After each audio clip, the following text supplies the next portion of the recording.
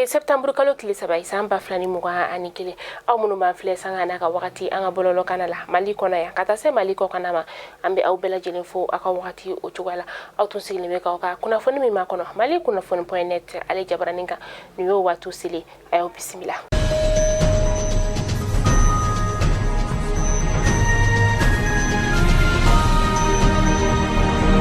Kunnafoni daminɛla bi an ka ministre bɛ yen nɔ ni ale ɲɛsinen bɛ jamana kɔkan koɲaw masa n'o ye Alhamdu Aga Iyani ye ale ye an ka tunkaranke maa 50 bɔɲɔgɔnko ni ka olu bisimila u kɔni bɔra angolakaw ka jamana o kɔnɔna la u jiginna yɔrɔ min na sa o de ye an ka pankuru jigi kɛnɛba ye n'o tɔgɔ dalen bɛ an ka jamana ɲɛmaakɔrɔ la n'o ye Modibo Keita ye sa a bɛ Senukaw olu fɛ yen nɔ maa minnu n'olu tun bɛ nin pankuru in kɔnɔna la sa cɛ 14 denmisɛn 28 fo ka taa se muso 8 o ma.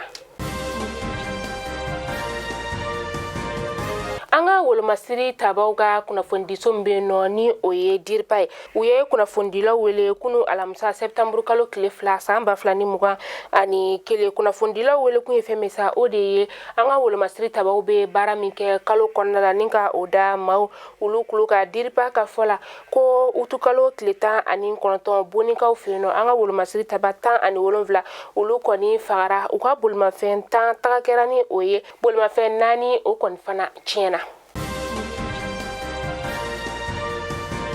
Faraɲɔgɔnkan jɛkulu min bɛ yen nɔ n'olu bɛ ka gɛlɛya min bi an ka jamana kɔnɔ wagati min na ka o kɛlɛ olu kɔni kalikan de ye gɛlɛya n'a wagati bɛɛ olu kɔni bɛ bɔ ni ka a yira o de la kunu bɔra ka yira ka fɔ ko nin wagati in na an ka balofɛnw bɛɛ sɔngɔ o bɛ ka yɛlɛ an ka sugu kɔnɔnaw olu la a yirala ka fɔ musow yɛrɛ kɔni nin tɔɔrɔlen don kosɛbɛ ka sababuya kɛ nafɛn yɛrɛ o tɛ se ka san dɔw yɛrɛ bɛ sogo kilo ale san sefa wari 700 o la a yirala ka fɔ tuguni fana ka fɔ ko sukaro min yɛrɛ kilo n'ale tun bɛ feere sefa wari 100 la yɔrɔ dɔw la o bɛ ka feere sefa wari 100 ani dɔrɔmɛ 10 de la nin wagati kofɔlen na.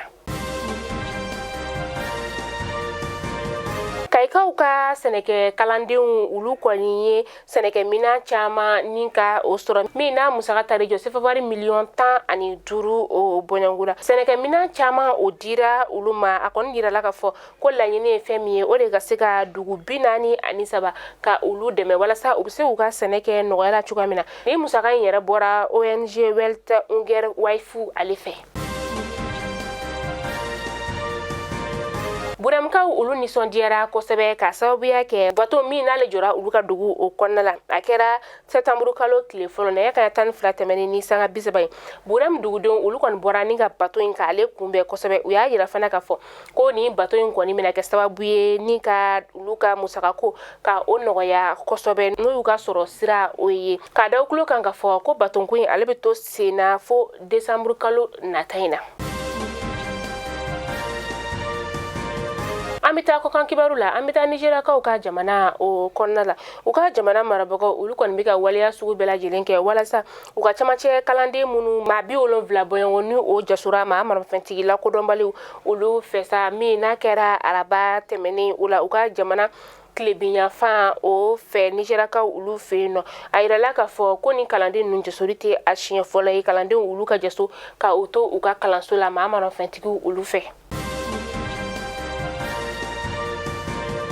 Ka kunnafoni da tuguni Kɔdivarikaw ka jamana o kɔnɔna ye u ka jamana marabagaw olu kɔni y'a yira ka fɔ ko san 2021 na ka taa sa 25 ma u kɔni bɛ na siraw dilanni ni ka olu baaraw daminɛ ka sababuya kɛ sirabakan kasara ale bɛ ka caya u ka jamana o kɔnɔna la san kelen yɛrɛ kɔnɔna la sirabakan kasara bɛ kɛ sababu ye ka maa 1200 ni ka olu bɔnɛnu na maa 21 olu kɔni fana bɛ jogi sirabakan kasara o la. Mali kunnafoni jabaran lajɛbaaw ni kunnafoni damarama tun bɛ an bolo kɔrɔ bi jumadonya in na ni k'a da aw kelen-kelenna bɛɛ lajɛlen kulo kan ni ala m'an ka jɔnya jɔ an bɛ ɲɔgɔn sɔrɔ tɛnɛndon inshallah kunnafoni kura olu kɛnɛ kan ala ka jumɛn tun bɛ kɛ ɲuman di ne ni aw bɛɛ lajɛlen ma aw kan bɛn diɲɛ waati wɛrɛ.